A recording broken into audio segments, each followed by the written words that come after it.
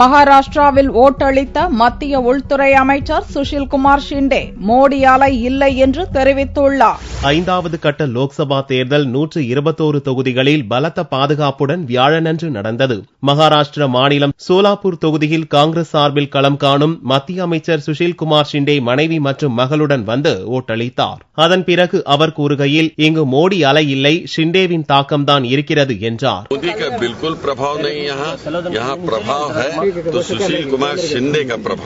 மத்திய பிரதேச மாநிலம் விதிஷா தொகுதியில் அமைக்கப்பட்டிருந்த ஓட்டுச்சாவடியில் லோக்சபா எதிர்க்கட்சி தலைவர் சுஷ்மா சுவராஜ் ஓட்டளித்தார்.